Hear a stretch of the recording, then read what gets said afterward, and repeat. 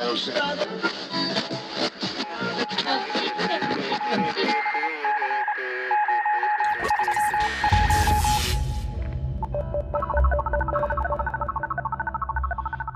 the podcast doors, Hal. It's Kubrick's Universe, the Stanley Kubrick Podcast.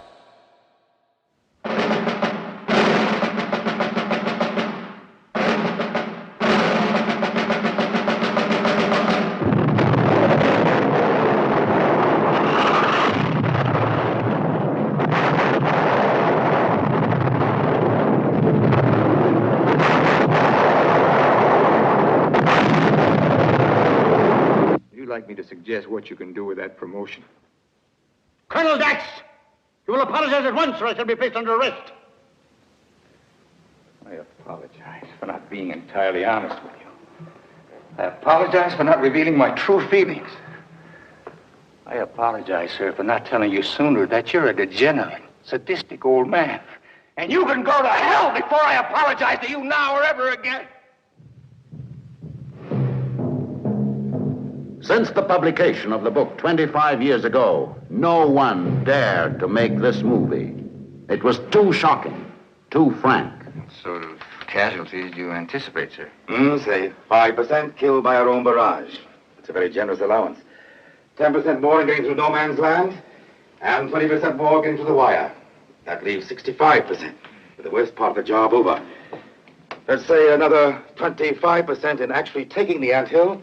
We're still left with a force more than adequate to hold it. General, you're saying that more than half my men will be killed.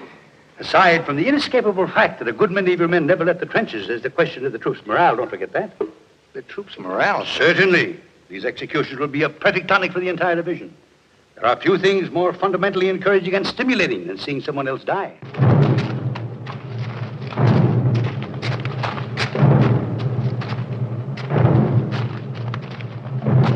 Where in heaven's name are they? On the left. Where are the rest? 0+1 and they're still in the trenches. They're not advancing. Miserable cowards. They're not advancing. The barrage is getting away from them. They're still in the trenches. Captain Nichols. Yes, sir? Order the 75s to commence firing on our own positions.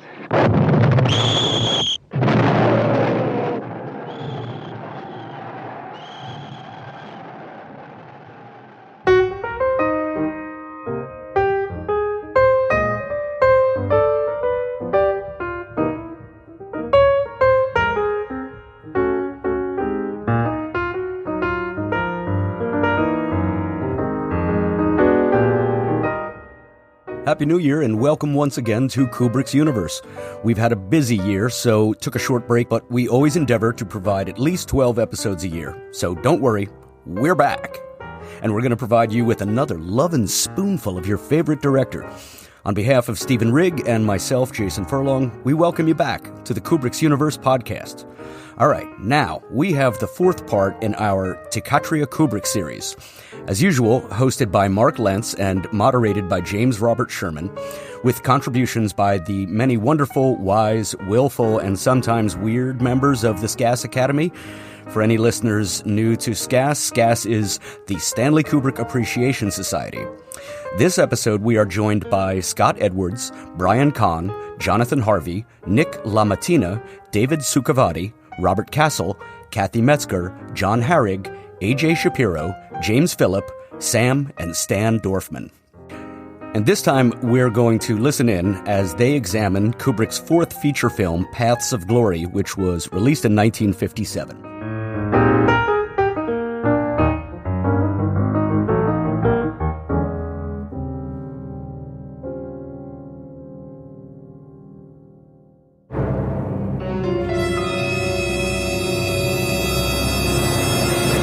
This is Thekatria Kubrick.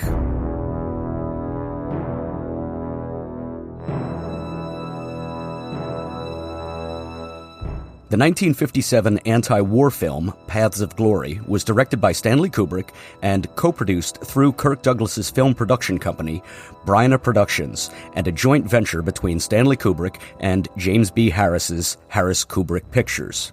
The screenplay, based on Humphrey Cobb's 1936 novel, was crafted by Calder Willingham, Jim Thompson, and Kubrick himself.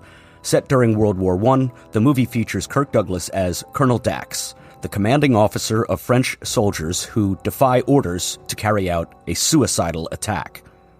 Dax then defends them against cowardice charges in a court-martial. The cast includes Ralph Meeker, Adolphe Menjou, George Macready, Wayne Morris, Richard Anderson, Joe Turkel, and Timothy Carey. And in what is irrefutably one of the most powerful final scenes in cinema history, the film also introduces the only female character, portrayed by German actress Christiane Harlan, who later married Kubrick. The couple met on set. Despite Kubrick's previous film, The Killing, not succeeding at the box office, MGM hired Kubrick and Harris based on their potential.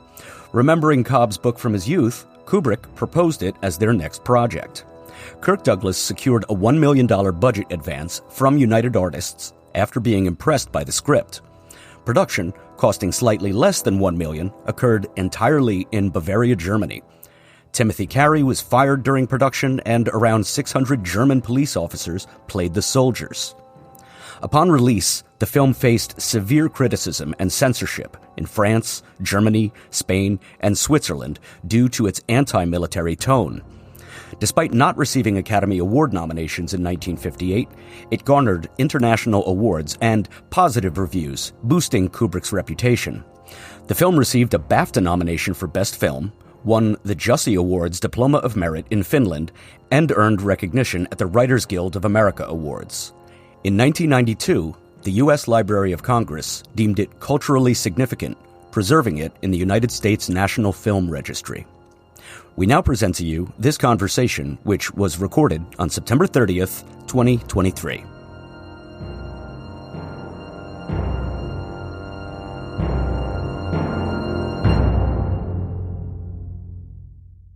Okay, Scott, go ahead. Since I went through the film and in its entirety in the document, I'll focus on the end of the film because that's something that has such great power and something that means a lot to me in watching the movie. It encapsulates movie making in one scene. If you read a summary, or if you looked at a script, it wouldn't have any kind of value to you. It wouldn't hit you in any respect. And so what you're reacting to is pure movie making. It's probably one of the best examples of the montage. And we talk about Eisenstein and the effect of having these different shots and how they juxtapose against one another in order to create the scene. And it develops in this way where you're seeing the soldiers playing up what Dax is experiencing in his mind. That is there anybody of value? Is there anything that really means anything in a positive respect? Everybody lets him down. The whole system doesn't work. I've been through this whole thing. I'm at war. Nobody could win a war. It makes no sense whatsoever. He hears the hooting and hollering, and he shows up at that door, and all this does is cement that thought. She gets up, starts to sing after being belittled, to be really described as less than human. She's something that's been acquired, was one of the words used. Yeah. She starts to sing, they can't hear her sing. Then her voice emerges. And what I would like people to comment upon is why do they change their character as she begins to sing? It could be that it's because of what's in the song itself that they're experiencing. They've left home and the song is about soldier. Soldier doesn't return until it's too late and his love is tremendously ill. Are they responding to that? Are they responding to their own shame where they had taken this person and dehumanized her to an extent, then become shameful about it? And that's where the tears are coming from. And the way that it's intercut back from the singer to the soldiers watching, you see those little bits are just long enough where you could feel those people as real people, and the way they're responding in a real way. And as was pointed out, then that one guy that hits it, you do that zoom in on him and that tear comes down. Then you're part of that group. You're crying with them. And maybe you don't know why you are, Jory. What are you reacting to? So I wanted to focus on that end because it's also something that would be emblematic of the opposite you would think about Kubrick, which is this, oh, he's cold and he's misogynist and all this stuff that none of this is true, really. So what does that seem to you? What do you think they're reacting to? Great, Scott. Thank you. James? Very good, Scott. James, it's your turn. Okay, interesting that you mentioned that the ending. I had written down in my notes, one of the things I actually said in my notes about the ending, and I totally agree with you, Scott. Great observation on that. What it was for me, I think, was a quantum leap. We've been talking about quantum leaps, right? From Fear and Desire all the way up to this film, right? And again, I see this as another quantum leap for Stanley Kubrick. His emotional maturity and understanding, okay, is far superior to the first three films that he did. I mean, just into a realm where we start to see his genius as a filmmaker, his ability to use the film language visually, right, to really make a huge emotional impact on the viewer, right, and especially that ending. The same thing could be said for that whole sequence, that whole horrific sequence of the execution. From the start, okay? And one of the things I found interesting was an observation I had was that Frank Capra made a film, it was a documentary, Why We Fight, I think, and one of the things was there was this long sequence where he had drumming. He had drumming while showing images of fascism of the Japanese, of the Italians, and especially the Germans, right? And the thing is, it was like I really saw Stanley Kubrick sort of saying, "Yeah, these guys are no better." This was a visual message that he's saying these guys were no better. I love the beginning of the film where they're having the back and forth between Adolphe Menjou and George Macready, and they're talking about, he's like, well, if you can't do it, George, if you can't do it, oh, no, I didn't say I couldn't do it, right? That whole sequence was even better done, okay, and was a flashback to that, okay? I admitted it was James. Anyway, it was a flash forward, I should say, to that great scene at the end of A Clockwork Orange, where the bureaucrat is talking to Alex, and that whole dance of bullshit that they do, which is one of my favorite scenes in all of movies, right? But I never made that connection. It was like Stanley Kubrick had done that earlier, and so that whole sequence, okay, was definitely very reminiscent of what he'd later do in A Clockwork Orange.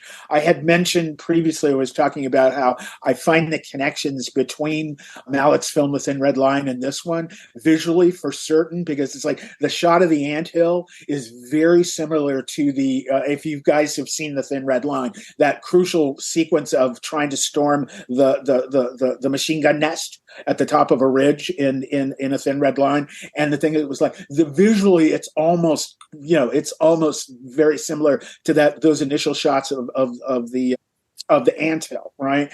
One of the things I noticed, again, I'm just making observations that I noticed from watching last night. I loved the no man's land when they go in at night, the patrol, they have it at night, looked like the moonscape from 2001: A Space Odyssey. That was the first thing and I've, noticed that. But overall, since I got about a minute left, I just wanted to say, I think that this film, even though I love The Killing, and I think The Killing is a work of art, okay, this is even more so. And so the thing is, it's like, I love this progress upward, okay, of Stanley Kubrick's abilities as a filmmaker. He really has captured, the language of cinema. But at this time, I really think he has become, if not soon to be, but is already a master of the film language. And that's just, one of the things I was saying was that definitely the visuals of the cinematography are right up Greg Toland, Orson Welles. So it's like, but that's German expressionism, and nobody else did it better than Welles except for Stanley Kubrick. So that was just my observation. Thank you. That's great, James. Yeah. Who was next, Mark? I am next. Okay, I'm going to read from my notes. I'm glad we're watching them in order and we're experiencing the development of his career. and practice in the space of 13 weeks rather than 45 years, as was needed for his contemporaries to do so. Even if you see them all at a film festival, they'll usually be out of order. I'm a lifelong Kubrick fan, and this is literally the first time I'm doing it this way. Movement. Every scene starts with movement, either the camera, the characters, or both. The movement serves two purposes. Thematically, we see the mechanical clockwork of the machine that everyone is trapped inside. Psychologically, I read recently that humans have something called mirror neurons that fire in imitation of a movement we see someone else making. That's how we learn to do stuff. But as viewers, maybe movement energizes us, and another reason for him to use so much of it. This film maybe has more movement and blocking choreography than any other film. Makes me want to pay attention to how movement is used in his subsequent films. I noticed the hero shot of Kirk Douglas during the trial, which is he's always shot somewhat from below, unlike anybody else. It feels rhetorical, is telling us how to think, which is not necessarily bad. It's a technique. The lighting is, again, super theatrical in A Prisoner's Cell, for example. Every new viewing, you have all your memories from all the other times you've seen it. It's like a dream that after a while, you realize you've had it before, even if you've never thought of it consciously since. This time I remembered that I was hoping right up to the very end on my first viewing that the men wouldn't get shot, and how horrible it was when they were, and how drawn out that whole sequence is. And yet all these viewings later, it still remains as compelling as the first time. And that's true of kind of throughout Kubrick. I don't know. I'd like to understand why it just continues to be compelling. The way the artillery commander comes in to talk to Dax the evening before the execution, we're set up to think, here's the happy ending coming. But I realized this time that there's actually no way Brillard can agree to pause the execution. To do so would admit that the fault lay with him as well as Moreau.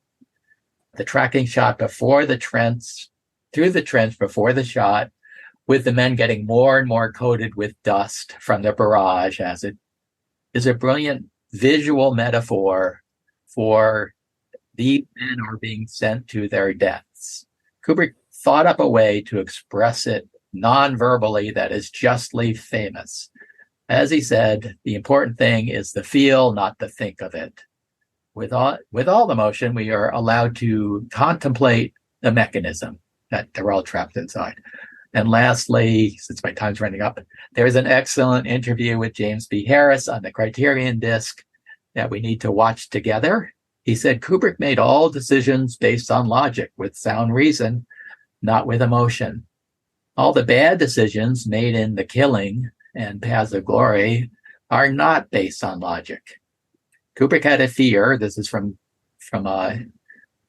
Harris, that if he didn't think of everything, the one thing he didn't think of would ruin everything.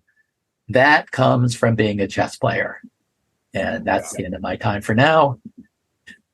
So go ahead, James. Okay, I'm gonna call on Brian.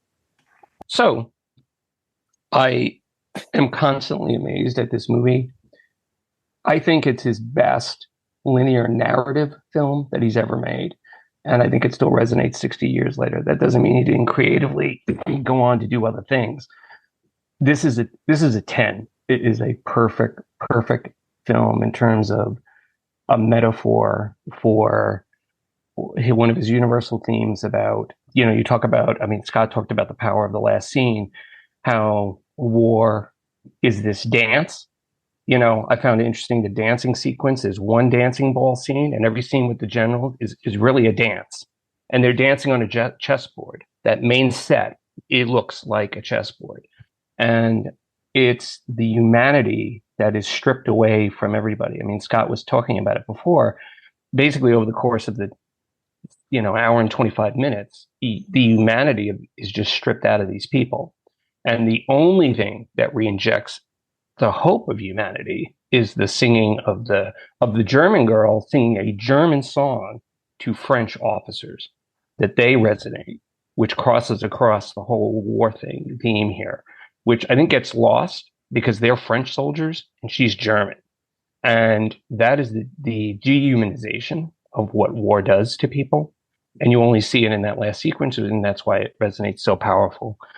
Technical stuff is incredible. The tracking shots, the long takes that incorporate the dancing moves. Like I said, the dancing of the generals. Every scene with the generals in those 3 shots is a dance. They're almost dancing around each other, and it's almost contrasted with the dance that takes place one evening when is it Dax or Dax comes to talk to him, and everything is a quid pro quo, which talks about the inherent choice that humans and man make in the fork in the road between choices of good and choices of evil, except the institutions of war take those choices away. And you have obviously Kirk Douglas, who tries to triumph above it, but even he recognizes by the end of the film kind of the dehumanization of the institution of war. So that's mainly what I have to say about it. I mean, it's the first film that really has more of a straight linear narrative. I mean, up to now, he's had weird narrative structures that he's played with, and he will continue to in future films. I think this is my favorite Kubrick film. It's 60, 70 years later, and it is just as powerful today as it would have been in 1957, with the commentary about what war does to the institutions and to the breakdown of humanity. And that's kind of a universal theme. So I'm trying to think if I had anything else here that was of any sense. No, it's just that universal theme that he goes back to in many of his films going forward about, choice and not the most positive outlook about men and males in terms of the choices that they will make. But it kind of takes a female to kind of restore humanity into the piece. And maybe that's the hopeful sign of the future. That's it. Thanks, Brian.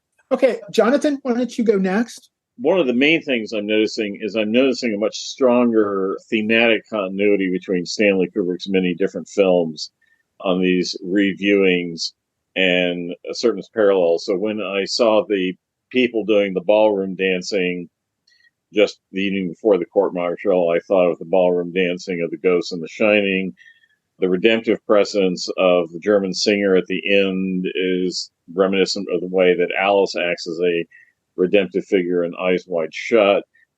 And the long tracking shots going down the trench remind me of the tracking shots following Danny on his tricycle in The Shining. And so I'm just seeing these threads of continuity that I didn't see before. One thing that puzzled me is that you actually hear a lot more about how influential a film The Killing was than you hear about the influence of this film. This is arguably a better film than The Killing, but The Killing is perhaps, in a few ways, more innovative. I found it interesting that Winston Churchill thought very highly of this film, and that made me wonder, I wonder what Dwight Eisenhower would have thought about it, because those are the 2 World War II leaders that gave warnings about the bad ways in which military think in some ways.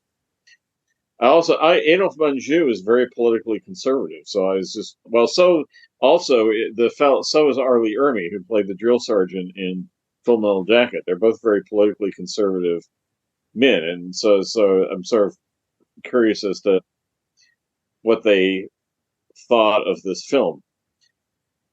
Arlie Ermey has had nothing but good things to say about Stanley Kubrick and Full Metal Jacket. I don't know that Adolf Manjou has said much. Adolf Manjou said that the 2 people who required the most takes of any director they worked with were Stanley Kubrick and Charlie Chaplin. But then I don't think Adolf Manjou ever worked with Orson Welles. Chaplin did a silent drama film that he did not appear in as an actor that was a straight drama called Woman of Paris, and I think Manjou was in that. And I was just, without being able to articulate, I was just very impressed with the editing, the way the film was edited with the switches between shots was obviously very well well thought out.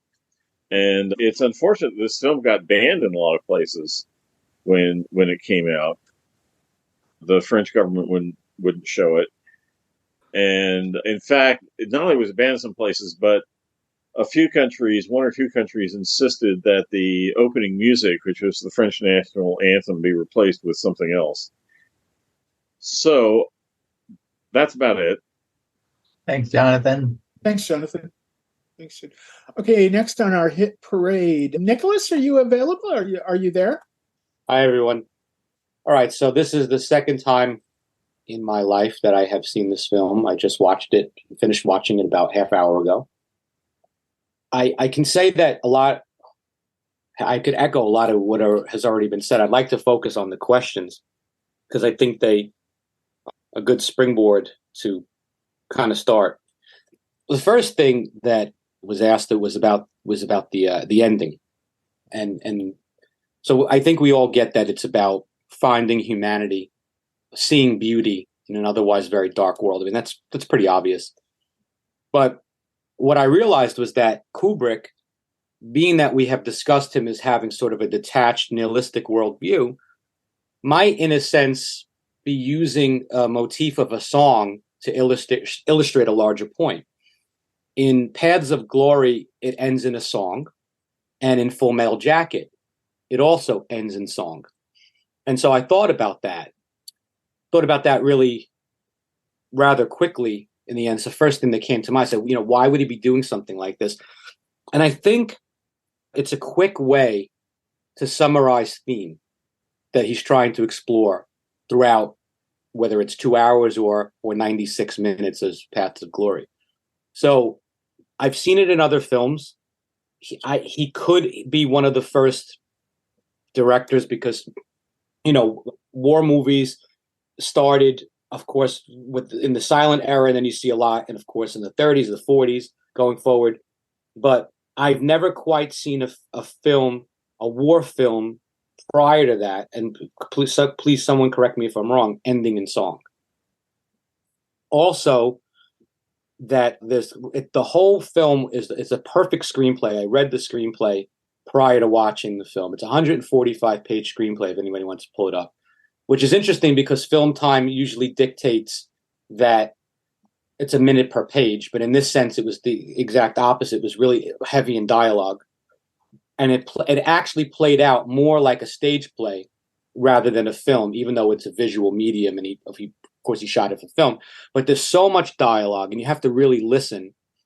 And so the general conflict here is about a duality of how men view war. Do they view it? Do they view people and their fellow comrades as pawns on a chessboard, as someone said? Or do they view them as human beings with feelings and emotions? And I think that's what he's trying to discover. And the Kirk Douglas character is trying to bring reason to an unreasonable scenario.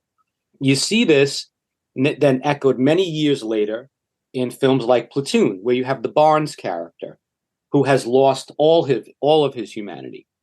And so you also see it in Casualties of War, when Sean Penn loses his humanity. And it's always juxtaposed that someone that's trying to maintain honor and maintain their sense of duty and commitment, not only to humanity, but to the war and the war effort. And that's in the Michael J. Fox character.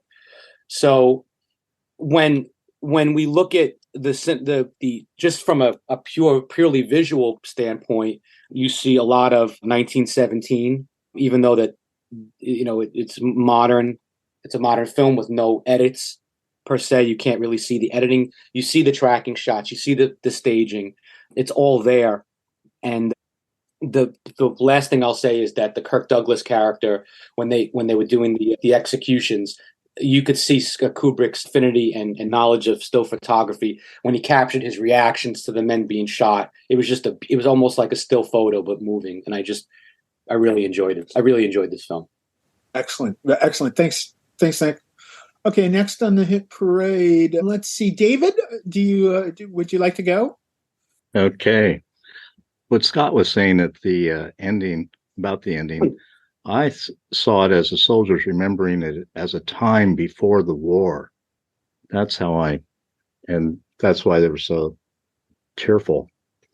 And I saw Paths of Glory in film school or film class. And the first thing I noticed was the personal human element in the soldiers and the part that they played in the battle. Years later, after many viewings, I'm still impressed with the battle sequence and the script by Stanley, Jim Thompson, and Calder Willingham. Along with solid performances, they gave the story a real impact. It took 60 workers for 3 weeks in day and night shifts to create the battlefield, using 8 cranes to dig crater holes and trenches to create a barren battlefield. It was littered with authentic World War I shells and war equipment. And then there, of course, the barbed wire. One reviewer called it a suicidal attack. Special effects man Aaron Lang, who was also a chemist, worked on European war films for 27 years at that point. The story is partly based on the war tragedy that involved Corporal Theophile Malpez. I believe that's how you pronounce it. 4 corporals were executed to set an example on March 17th, 1915, for refusing to leave the trenches. It became known as the Malpas Affair and made famous through efforts of Corporal Malpas' wife, Blanche. Her book, The Executed, and 20-year struggle to clear her husband's name, her request for absolution was accepted after legal battles, help from other groups, and 2 dismissals by the Supreme Court. According to official figures, 442 soldiers were tried and executed in 1915 alone. Stanley had read a book, Paths of Glory by Humphrey Caldwell. When he was 14, he suggested the story to Jim Harris, and Jim secured the rights for $10,000. After Kirk Douglas agreed, Stanley could cast the other parts with best actors, and Harris said Stanley was a genius at that. It appears Stanley and Harris worked closely throughout Paths of Glory, called Kubrick's first masterwork. After seeing Kubrick's work in the correct ratio, it's apparent that this is true. If you have become aware of Stanley's interest in chess, there appears to be chess-like moves, and the story tells very well of military manipulation. And I'm again impressed with Kirk's performance and the legal expertise during the trial. Joe Turkel's scene about the fear of death versus the fear of pain is lifted directly from the novel. The story was kept alive from information transmitted from family to family. Carrie's character slumps to one knee as described in the book. The book ends with Roger firing a bullet into each man's head. This is a quote from Stanley. Films deal with emotions and reflect the fragmentation of experience. It is thus misleading to try and sum up the meaning of a film verbally. Also on the desk, when Kirk Douglas says to General Brolin, "You can go to hell," there's a figure of Napoleon. All right. Thanks so much. Excellent, David. Thank you. Okay, Robert Castle, next. I've seen this movie a lot of times. I used to show it in my high school class when I wanted to illustrate what World War I was like and the fighting. It seemed to me that this was the movie to show about trench warfare. And apparently, when it was mentioned earlier, I don't know if Jonathan or somebody mentioned, Winston Churchill thought it was a very accurate depiction of the warfare. And not too bad. I don't think he was totally on board, but he mentioned the depiction of the senior officers. Now, he had Gallipoli hanging over him, so that sort of put him in that group of bad planning, sort of like General Haig or Field Marshal Haig of the British side. When I showed the film to my students, I sort of did a sort of half historical and half what the film was doing. And I had them look for motifs or things in there. And one, it struck me early on in first watching the film, was the references to lower organisms. In fact, the term lower organism is used by Richard Anderson when they're in the hut. They talk about the men scattering on shelling, and he says that's sort of like a lower organism kind of thing. And Kirk responds, that seems like a human thing. Tell me, Colonel, how did your relief come off last night? We drew some artillery. 29 casualties, sir. Yes, notice it on the road in. Utterly inexcusable. Stupid.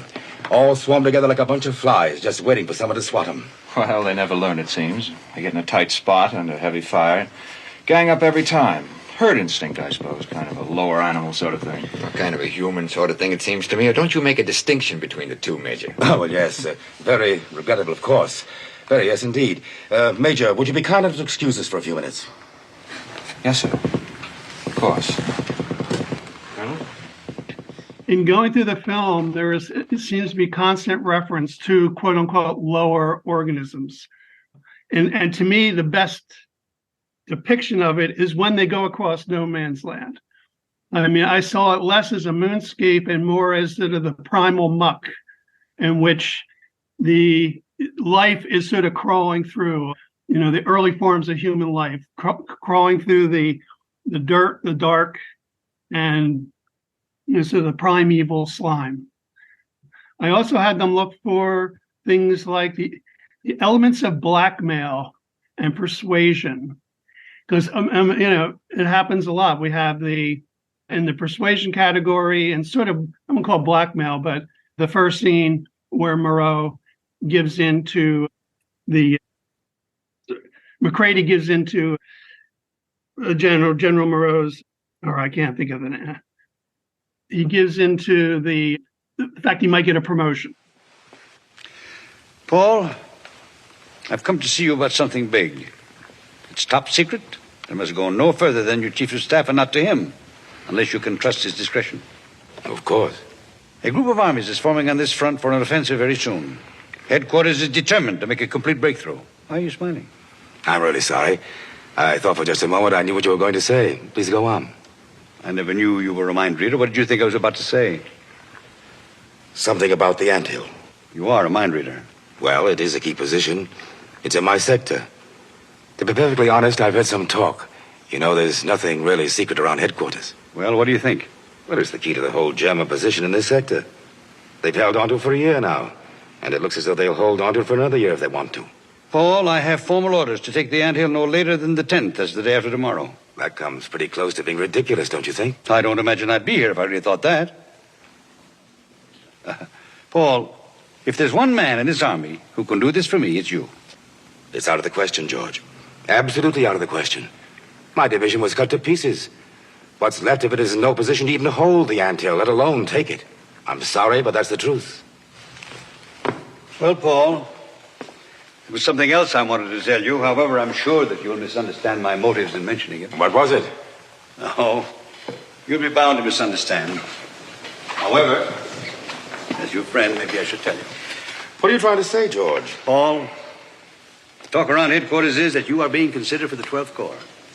The 12th Corps? Yes, and with that another star. Now I've pushed it all I can. 12th Corps needs a fighting general, and you're overdue in that star. We both know that your record is good enough for you to refuse this assignment on the grounds you've stated. No one would question your opinion. They'd simply get someone else to do the job. So, you shouldn't let this influence your opinion, Paul. Oh, I'm sorry. Have a cognac? No, thanks, Paul. Not before dinner.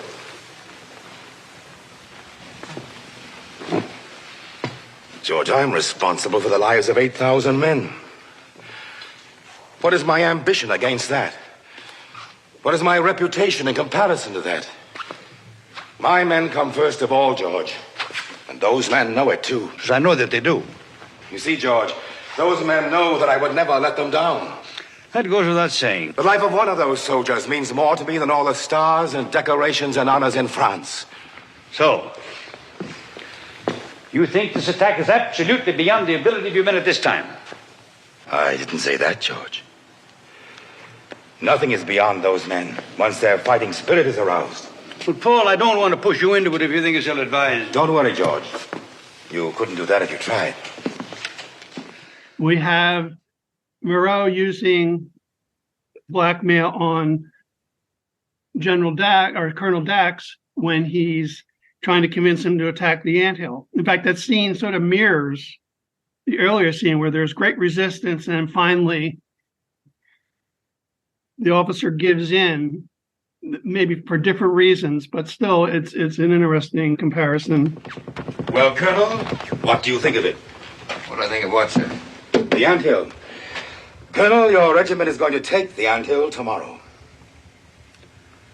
You know the condition of my men, sir. Oh, naturally, men are going to have to be killed. Possibly a lot of them. They absorb bullets and shrapnel.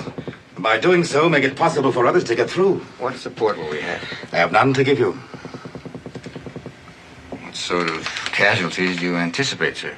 Say 5% killed by our own barrage. It's a very generous allowance. 10% more in getting through no man's land, and 20% more getting through the wire. That leaves 65%, with the worst part of the job over. Let's say another 25% in actually taking the anthill. We're still left with a force more than adequate to hold it. General, you're saying that more than half my men will be killed. Yes, it's a terrible price to pay, Colonel. But we will have the anthill. But will we, sir? I'm depending on you, Colonel. All France is depending on you. Am I amusing you, Colonel?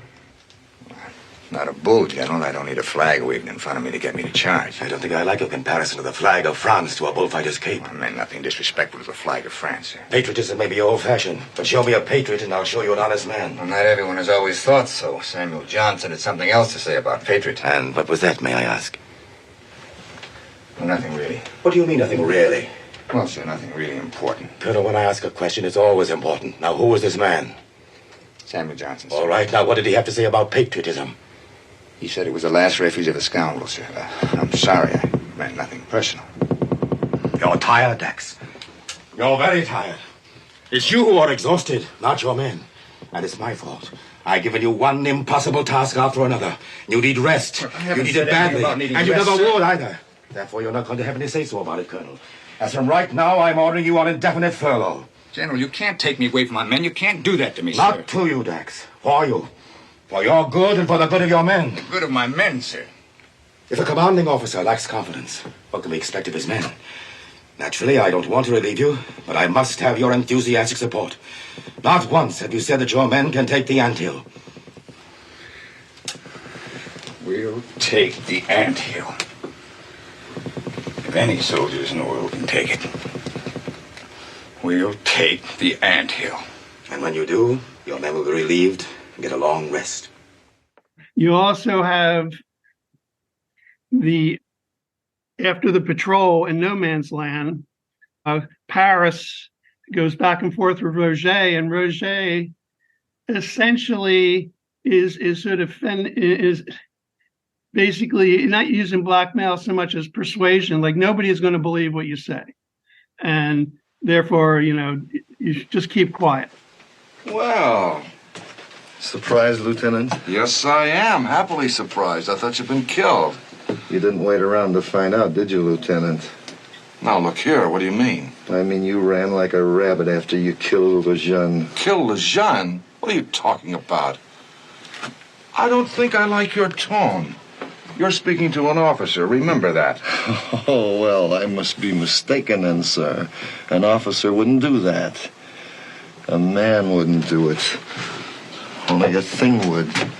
A sneaky, booze-guzzling, yellow-bellied rat with a bottle for a brain and a streak of spit where a spine ought to be. You got yourself into a mess, Lieutenant. Oh, I have I? Well, you've got yourself in a worse one. First, general insubordination. Second, threatening your superior officer.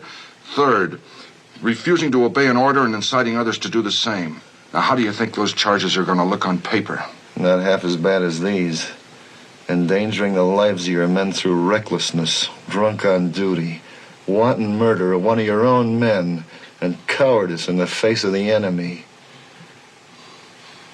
Philip, have you ever tried to bring charges against an officer? It's my word against yours, you know.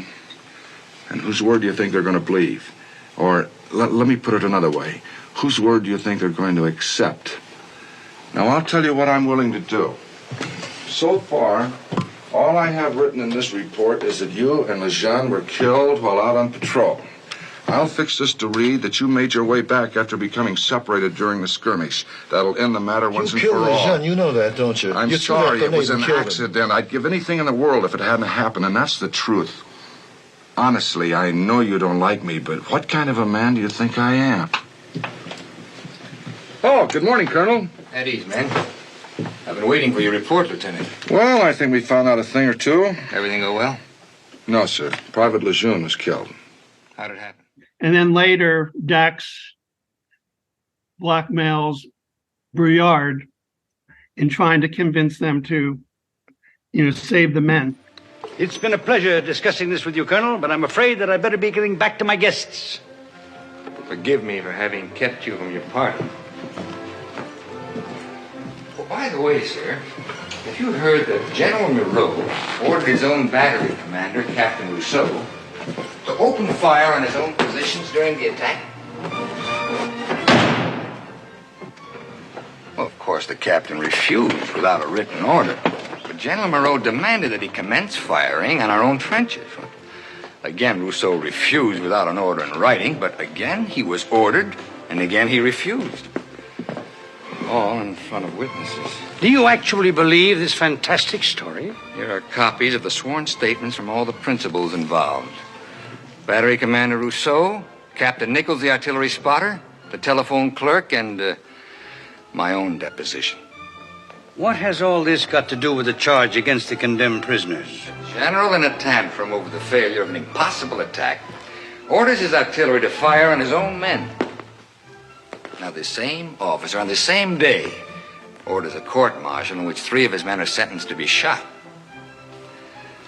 General, what would your newspapers and your politicians do with that? Colonel Dax, are you trying to blackmail me? Sir, that's an ugly word, but you are in a difficult position. Too much has happened. Someone's got to be hurt. The only question is who. Well, General Moreau's assault on the anthill failed. His order to fire on his own troops was refused. But his attempt to murder 3 innocent men to protect his own reputation will be prevented by the general staff. And one thing I always did, I always stopped the movie right before that, right after that scene. And then the next time I'd show the movie, the next day, before I would show it, I'd ask the students, what do you think is going to happen? And almost universally, they thought, well, he's going to save them. He's going to save the men. So they're a bit shocked by that. But overall, since I saw this so many times, I didn't really see like new things. So I had to look for, I read a few things to see, well, what new thing or what thing did I think of? And the one thing I saw pointed out, I think it was in Mario Falsetto's book on the narrative and stylistic analysis of Kubrick's films. He talks about there's no optical point of view from the generals. That is, we don't see anything from the general's point of view. Whereas we do see things from Dax's point of view and the soldier's point of view. And it sort of is the great contrast in the movie. It sort of echoes the contrast between the chateau and the trenches. And that's about it. Very good, Robert. Thank you. Okay, next, Kathy, would you like to express your views?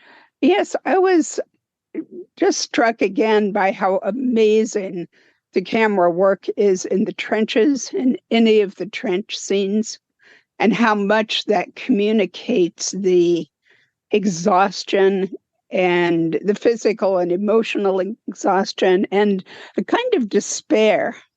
I think you get that kind of from the beginning among the enlisted men, that they're in this horribly ugly, dangerous place. They have no power over their own destiny. And I think you get that kind of despair. In the final scene, I thought on the first time I saw the movie that they transitioned too quickly. As soon as her voice gets louder, they're almost instantly in tears.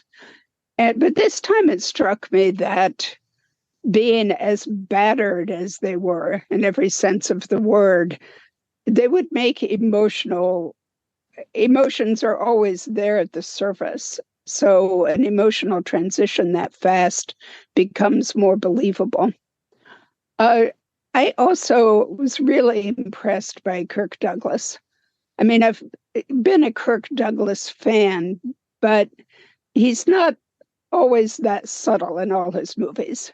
You know, he has been known to chew the scenery occasionally. I thought the transition, especially the transition on his face, when he's outside of the inn and he's hearing them cheer, he has this kind of, how would you say, kind of, oh, that's what humans are worth sort of expression on his face. But then when he hears, I guess, at some point, I think he opens the door and sees them in tears. The expression is very different. It's more, I'm not sure how to describe it. His expression has definitely changed to maybe being more hopeful for humanity. And then, of course, he's told they're going into combat again right away. So much for that. But yeah, I'd say those are my main impressions. Very good, Kathy. Thank you so much. Thank you. Okay, next, John.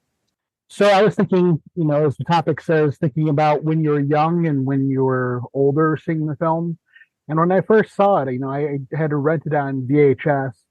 And I think the emotional scenes resonated more with me when, you're watching on a small screen with like the Christiana at the end singing and just, Colonel Dax's speech when he's like, and you can all go to hell, it's like that. Those two scenes I remember especially hit me. And I remember I was watching it as a teenager and a religious member of the family came in like right when the chaplain was getting struck in the frame. And they're like, what is this crap? Turn it off. When that's one of my memories of seeing it the first time, and it's like, so I turned it off and continued watching it later, out of respect for their religious views. But yeah, this time, I've seen it so many times. Like other people said, I wanted to go back to like things I had read about the film, and I actually turned to like, reading all the controversy. Because we just watched The Killing, right? And there was controversy over that. Kubrick taking credit for basically the screenplay because apparently Jim Thompson, he was really pretty upset with Kubrick. He was going to go sue him at the Writers Guild for taking credit on The Killing. I was looking at that, and then I was looking at what Kirk Douglas said about it, and what was going on in Kirk Douglas's life. So like if you look at like the 53, 54, that's when you have like the McCarthy stuff going on, and you got Walt Disney who's testifying against his union strikers as all communists. And I was reading a bit in Kirk's biography about how if you were a Jew or Russian, you're basically a communist, and he was a Russian Jew, of course. So he was feeling like a lot of stress at that time. And then, so I'm looking at the timeline. So in 55, I think that's where he was originally accused of like raping Natalie Wood or something, or that's when the accusation came in. And then also in this time, like right before he starts on this, Walt Disney invites him over because he's doing like 20,000 Leagues Under the Sea. And because Walt Disney had his own like little personal train, and they filmed his kids, and he was going to sue Walt Disney, and his wife was like, are you crazy? Everybody likes Walt Disney. Don't do it. So, it's kind of like a down point in the career. And then he sees this movie, The Killing. He's like, oh my God, who did this movie? It was Stanley Kubrick. Okay, I got to meet this guy. This had written and directed by Stanley Kubrick, right? So then Kubrick comes in, and he's like, oh, Stanley, did you write this? And he's like, yes, I wrote it, along with these two other guys. and it's just kind of interesting that okay, so then he's getting nominated for an Oscar at the same time, for this other film, and he also has another film the same year. So he was basically doing double duty, doing Paths of Glory and this other Viking film at the same year, at the same time. And it's just interesting to hear his perspective on what was going on. But he doesn't talk a whole lot about Paths of Glory, the shooting of it, in this biography that I was reading. But I thought that was interesting. Thanks, John. Cool. Thanks, John. AJ. Hi. Okay. So first of all, everyone's topics were really interesting and really thought out, and I didn't have as much time to prepare a couple of things, but I was trying to go back to when I first saw the film when I was like maybe a freshman or sophomore in college. I'm way more familiar with Lolita and the Killing because I'd seen that way more times. So I will definitely come back for Lolita and have all my notes and the paper that I wrote in college and everything since. So for Paths of Glory, I just figured to focus maybe on a few thoughts, like the influence of seeing how All Quiet on the Western Front, done from 1929, like influenced parts of making Paths of Glory, and then what you can see in war films since. Especially there's a international film called Joyeux Noël, which has Daniel Brühl in it.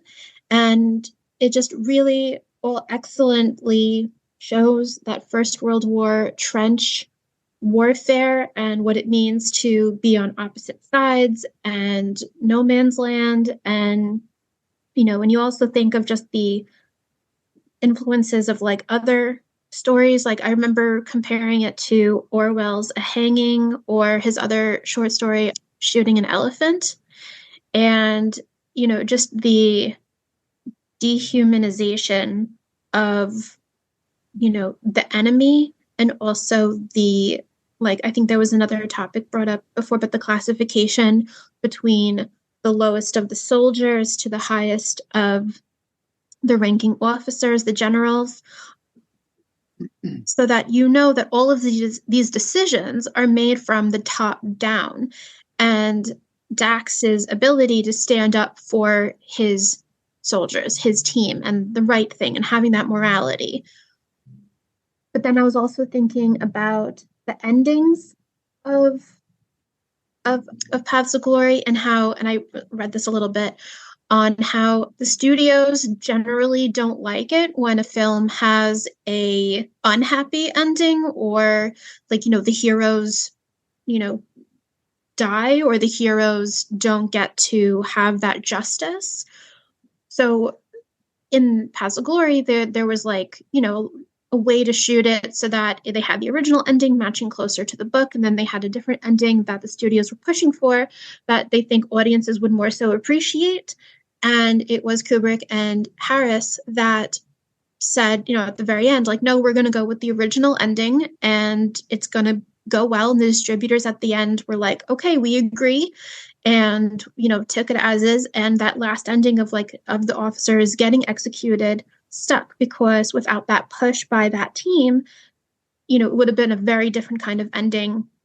And this idea kind of carries through the endings of Kubrick's other pictures. At the end of The Killing, it's this incredible surprise of the money just like lost to the wind in a sense, and just the unfortunate circumstance of going through all of that and all of the planning, and then it just ends up the way it does. And then if you've seen Jim Harris's own directorial debut, The Bedford Incident with Sidney Poitier, you would see at the end too, spoiler alert, that everyone dies, because also the idea of war is that there are no winners. There are no survivors in a sense. There's always damage, always destruction, always terrible consequences. So at the very end of that film, you can see just the complete, destruction of both sides. And Harris, again, had to fight for his ending to get that into the final cut. And he did win in that case, against the studios. So Harris has a very good history of fighting the studios for the right ending for the story, instead of just allowing the higher ups to get what they want. So I thought that was also a very interesting part of the story to Paths of Glory, where they're fighting for an ending of how it should be, rather than what those, higher ups that they have to answer to would prefer in fighting their case. So they didn't win in the movie, but they won with the final cut. Cool. Very good. Thanks, AJ. Thanks for your views. Thank you. You're welcome. Okay, Sam, go ahead and express your views. There you go. Quite by coincidence, last night I was reading a biography of somebody who was involved in this war and who was around until relatively recently. That was Charles de Gaulle. Yeah, I mean, he was a very, cold-blooded creature in a way that is not healthy. I mean, there were all kinds of atrocities, massacres carried out while he was president, and he brushed them all off. 200 people showed up floating in the river Seine, their bodies, couldn't care less. And yeah, that was the kind of attitude of general soldiers of that time. And I suspect it's not very different even now, but they are much better at, as it were, covering up the way they actually have to operate. But that's why that Churchill quote that this was the closest it came to how it actually was in their mentality, that really rings true. And by the way, I was also reminded of something somebody mentioned about how the movie was banned. Jean-Luc Godard interviews Fritz Lang at the end of in the notes for Contempt, and he talks about how I think at that time in France it was literally illegal to criticize generals of the French army. So he was saying, like, why is this so? Anyways, yeah, a fascinating interview between two, truly great giants. But yeah, a lot of these things were still going on. You can go read, 60s magazines and see how the military is portrayed. I mean, basically, we are living in a world in which a lot of those values have changed, or at least seem to have changed. The events of the last 18 months, perhaps make one doubt that. But nonetheless, yeah, it's been a while since I've actually seen the movie. So yeah, I can't talk about the details. But yeah, so I'll just leave it at that. Thanks. Thank you, Sam. Thanks, Sam. And then last but not least, Stanley. Hello, everyone. Hi, Stanley. First, let me express my gratitude to everyone in this group because I feel like you make me smarter every time I attend. Thank you very much for what you do, who you are, and what you share. Okay, yeah. Now my comments are a little bit all over the place. The priest says to the prisoners, he says, you have plenty of time yet, certainly more than enough to prepare yourselves. Well, I ask the question, how much time does one need or does one desire to prepare themselves to die? And I submit that that might have been a question of Stanley's. There are several notable quotes here that I scrambled to jot down. See if you can recognize who said them and in what circumstances. A soldier's best friend a rifle is a soldier's best friend. You be good to it, it'll be good to you. Now that was said in this film. What other film was that said in? Come on now, There's no such thing as being shell-shocked. How about that one? If a soldier wants to be a ninny, let him put on a dress and hide under the bed. Could that line be used today in a film without a lot of pushback? Dax says at one point in response to what the general said, yeah, it's kind of a human thing.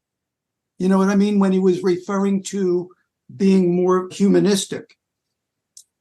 How about the reference to the Samuel Johnson quote, patriotism is the last refuge of a scoundrel. Hello, current events. If these little sweethearts refuse to face German bullets, they'll face the French. Gentlemen, there are times when I've been ashamed of being a member of the human race, and this is one of them. Who said that? In the movie or now? In the movie. Dax. Dax said that to the generals. Yeah. James brought up the credits, and I also took note of the credits. And what I wrote down was that the credits were large, were black, but there was bold black fonts on a black background. What that meant to me at the time, and the French national anthem was being played underneath. Well, the black on the white, or the white on the black provided a stark contrast, which equaled for me the contrast in the personalities in this film. The generals, Dax, throw in the people who got executed if you want to. But, we've been talking about humanity. By the way, I came in a little late. I came in at the very end of Mark Lentz's. Scott, I apologize. I'm sorry that I missed yours, but there were several great references to it. A couple other things while I still have time. The music in this, and I know David is always attuned to the music. There were the French anthem. There were drum beats underneath throughout. Sorry about the phone. There were contrasting volumes and speeds of the drum beats.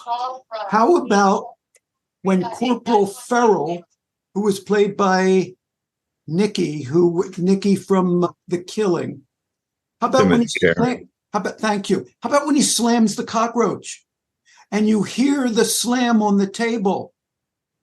The password, of course, there was a password in this film, much like there was a one-word password in Eyes Wide Shut. In Eyes Wide Shut, we know the password was Fidelio, and here it was Calais. Loved your comments about the ballroom dancing on the chess floor. I never saw it. Thank you. That was worth this whole session for me. Another memorable scene for me was when George reveals at lunch and he says to Dax, I never intended or I thought you stooped so low. How about when the general, at the beginning of the film, the general is going through the trenches and he's saying, soldiers, are you ready to kill more Germans? And he come across I think it was the last man who was dazed and confused. And he didn't answer. Where else have we seen, in what other Kubrick film have we seen such a dazed and confused look like that in a soldier? Hello, Full Metal Jacket, just before he goes crazy.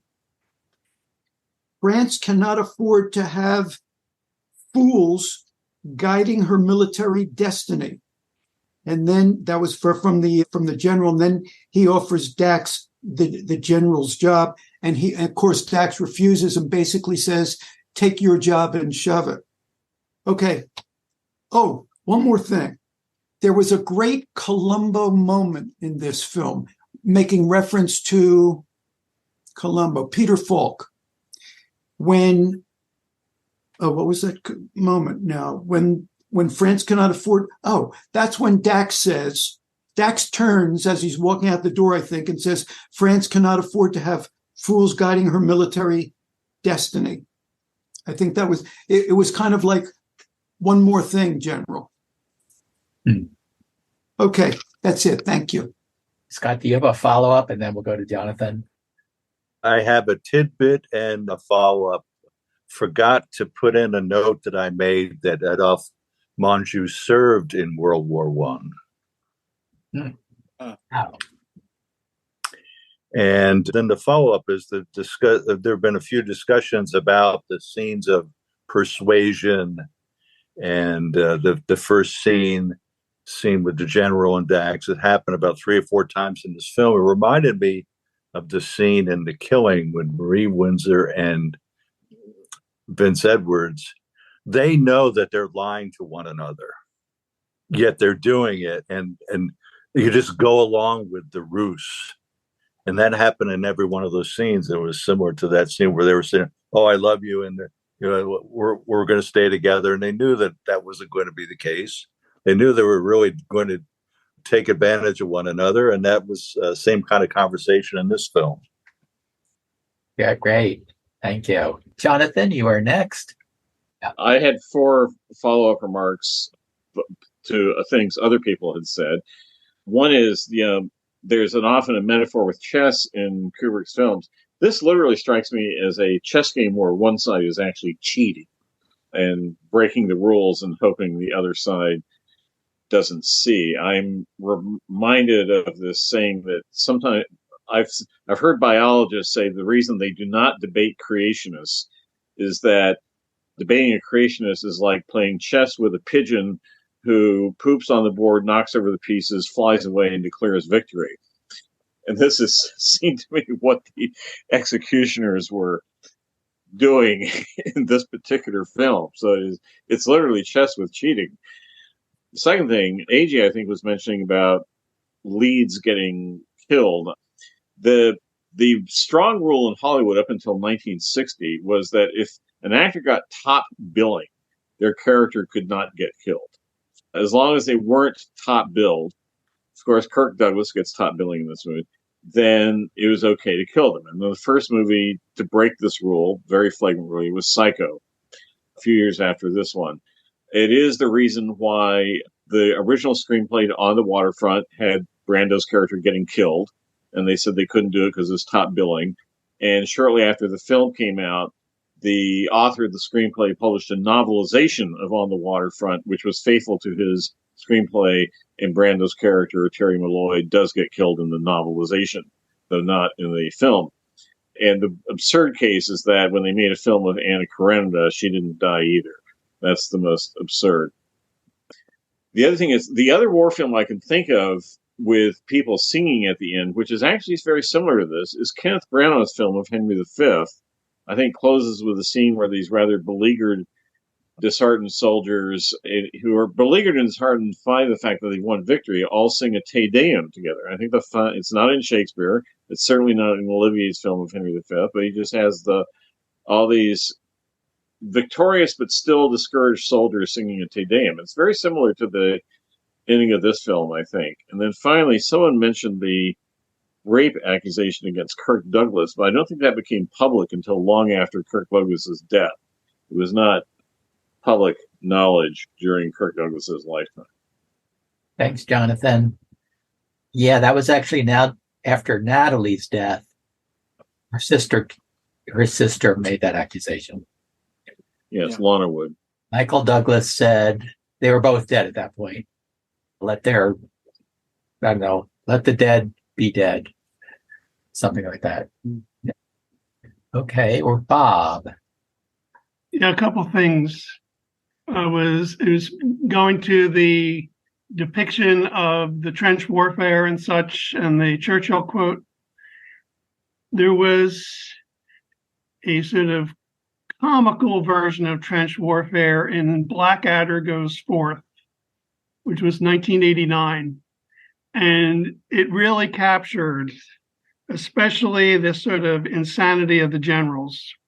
And in fact, if the actual show got a lot of awards, but it was criticized in part for the way they treated the British staff. I think they portray Haig in it, and it's pretty strong, and it's definitely worth watching. I found I think it's the fourth Blackadder in that series.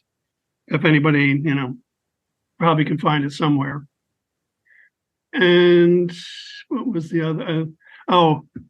In thinking about leads that died, I think John Wayne and Sands of Iwo Jima would be one who was killed, and he certainly was the lead star in it. And Janet Leigh's killing in Psycho, she actually wasn't the top billing. She was more or less like a final large credit in the opening sequence. So, though it was a shocking event. And let's see. Oh, and the one line that always gets me, it's when Ferrall is being questioned by Richard Anderson, and he's ready to tell like what he saw when he and Meyer were at the wire, and he's interrupted by Richard Anderson. Richard Anderson goes, "We're not interested in your visual experiences." And it struck me that seems like if you're not interested in the visual experience, that would be the sort of anti-Kubrick line from a character who is not that sympathetic anyway. But And also the idea that nothing from the past matters, only the present. That's another aspect of the court martial and the point of view of the general or of the judges. And one final note, the man who headed the court martial, an actor named Peter Capel, he was also the narrator at the beginning of the film. So you can take that for what it's worth. Yeah. Thanks, Bob. Okay, we're up to Sam. Yeah, for some reason, another movie which is not as well recalled for whatever reason. Some of this reminds me of is Oh, What a Lovely War, which is not very well known, although it has an ensemble cast. And yeah, that I think also, by many accounts, it's too close to the truth, makes people uncomfortable, especially the senior command of the British Army, like people like Haig and French and others who who were sending people for to the meat grinder completely knowingly. So yeah, that might be something maybe we can discuss in some way. But thought which a lot of movies only somewhat gingerly hint at, and this may be one of them, is I mean, what was done with the women who were caught up in those regions where the fighting was going on, especially if they were young, and I mean, could be very young, like teenage years. And there is some work that basically they were considered fair game, and officers considered that as what the soldiers were deserved.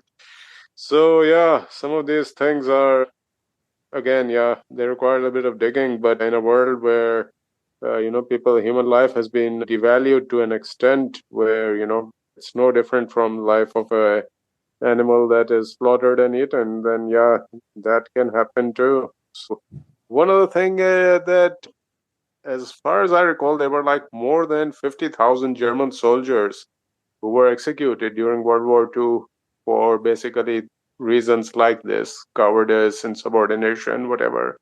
So these were not uncommon things, especially in the more brutal armies, less democratic, shall we say. And in fact, soldiers were considered expendable. I mean, this is a very modern idea that, soldiers and their deaths need to be commemorated. In Napoleonic wars, I mean, this was all taken for granted. So if anybody wants to look more into it, George Mossey, the historian who escaped Nazi Germany, has a great book. I think it's called Cult of the Fallen Soldier or something like that. So just to give an idea of how little value was placed on the life of soldiers. Thank you, Sam. We got James, Stanley, and then AJ. Just a real quick comment I wanted to make. Interesting. I saw this film with my dad for the first time when I was about 11 years old. And he made an interesting observation, and it's always stuck with me. And that when I was 11 years old was a long time ago. So we don't need to get into dates. But seriously, one of the things he mentioned was that when the attack on the anthill started, and throughout that entire sequence, there was the sound that was supposed to be shells coming over, right? But it was like a continuous sort of sound that to my dad sounded like a wheat thresher. He grew up on a farm and spent a lot of time on the wheat thresher, and he said it sounded like a wheat thresher slowed down. And so if you listen to that, there is the sound of the explosions, but at the same time, it's that sort of like a sound of something coming over, but it's so continuous, it's so constant. It sounds, like I said to my dad, it sounds like I've never heard a wheat thresher in action. Okay, but I found that to be quite an interesting observation, and it was just kind of a nice little detail. So that's just what I wanted to mention that I didn't mention earlier. Let me squeeze in my sound bit. I watched this on headphones and was struck by the quality of the soundtrack as a whole as a big step up for Kubrick, not just the effectiveness and variety of the use of music, but also things like the recording of the heels on the floor in the courtroom scene and the bird song after the drum roll for the firing squad. Ready? Aim! Fire! Stanley? Yes, and on the morning of the execution, the first thing that you heard was a rooster crowing, signaling that it was the first thing in the morning. The sound was amazing.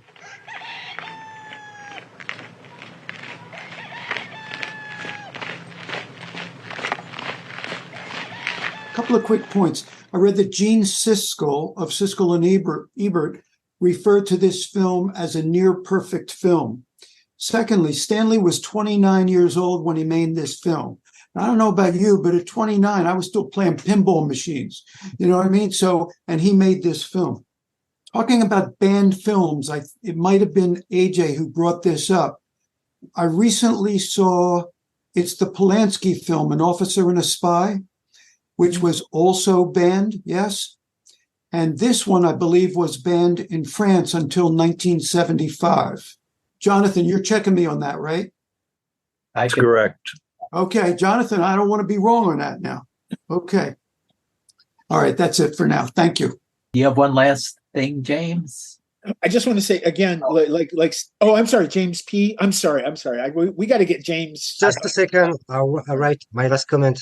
I said surrealism, hidden in Paths of Glory, and pretty much in all his films are going to be, I think, a subject of research in the future.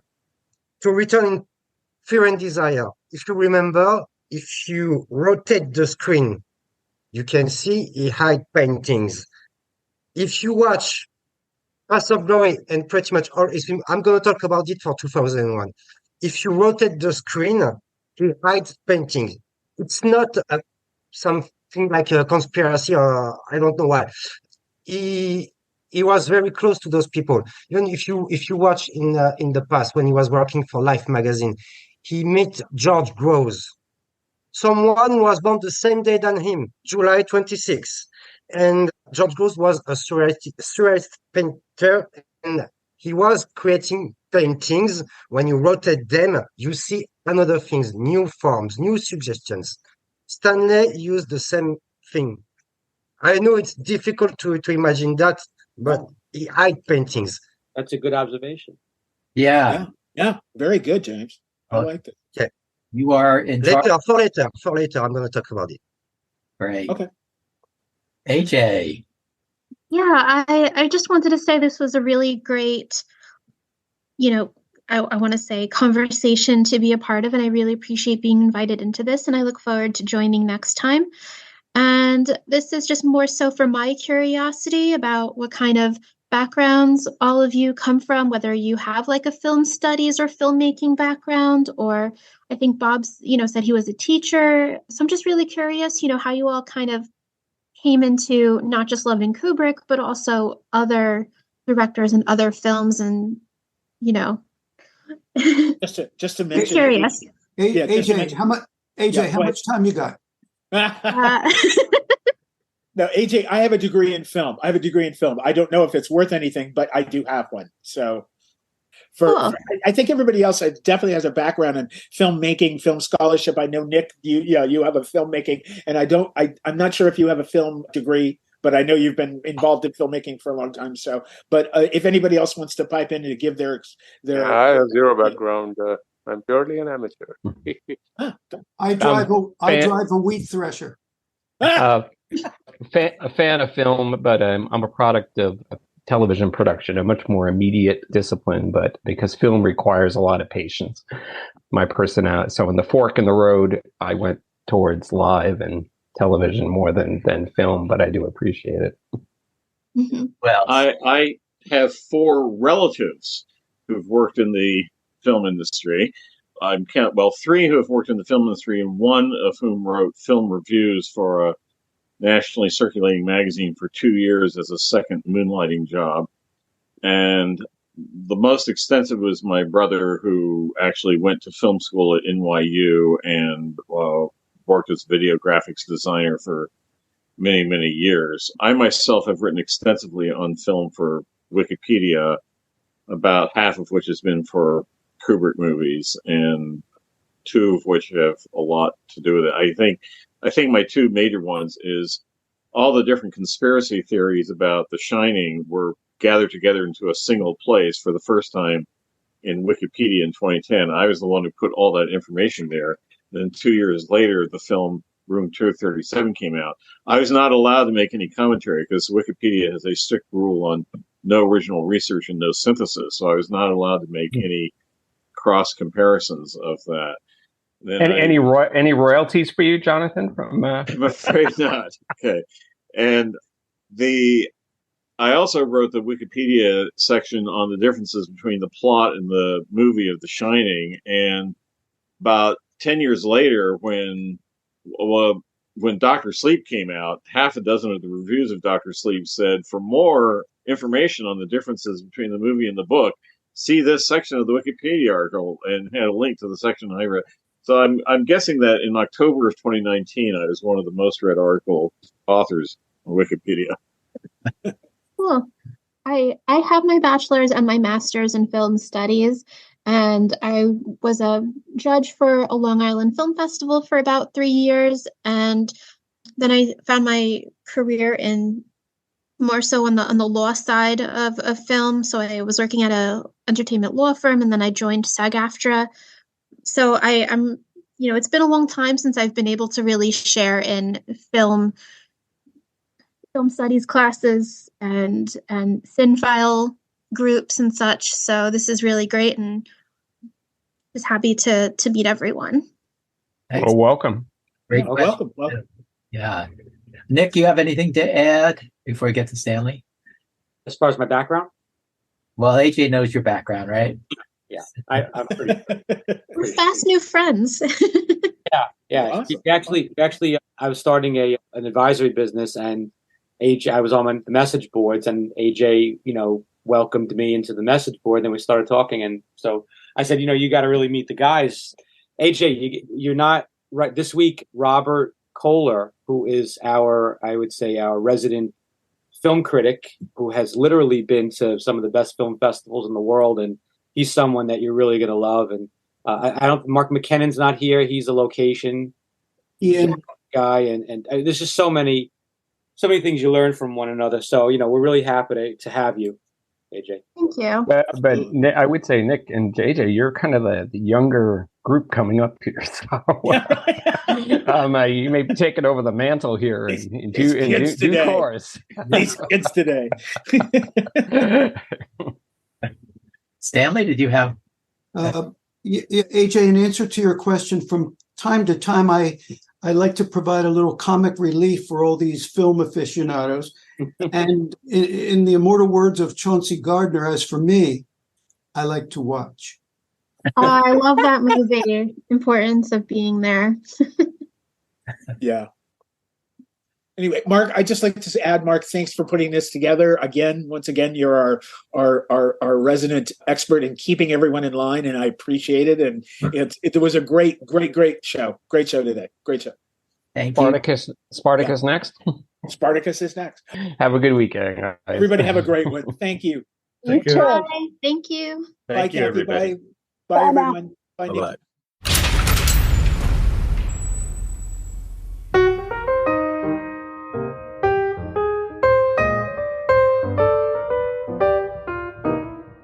Thanks to our ever-devoted Mark Lentz and James Robert Sherman, and all at the SKAS Academy: Scott Edwards, Brian Kahn, Jonathan Harvey, Nick LaMattina, David Sukhvati, Robert Castle, Kathy Metzger, John Harrig, AJ Shapiro, James Phillip, Sam and Stan Dorfman.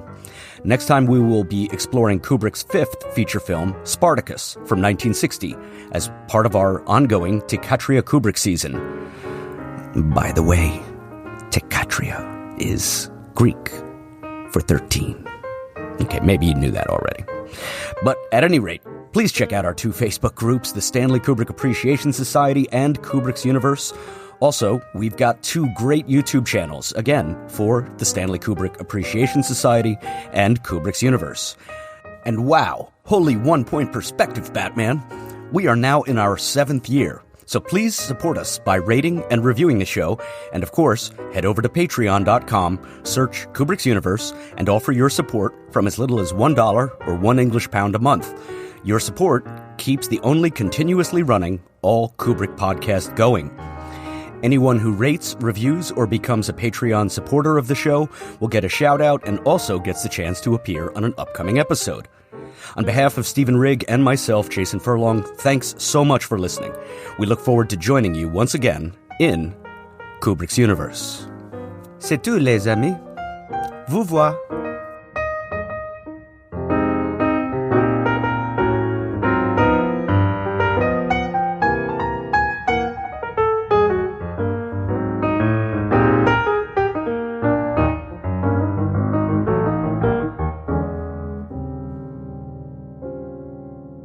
It's Kubrick's universe. We just live in it. We have taken very thorough precautions in this podcast against broadcasting anything which might only be attributed to human error. These guys aren't scientists. They're making it up as they go along. Thank you for listening to the Stanley Kubrick podcast. Come back soon. It was real nice talking to you. Bye. Over and out. This show comes to you from the Stanley Kubrick Appreciation Society.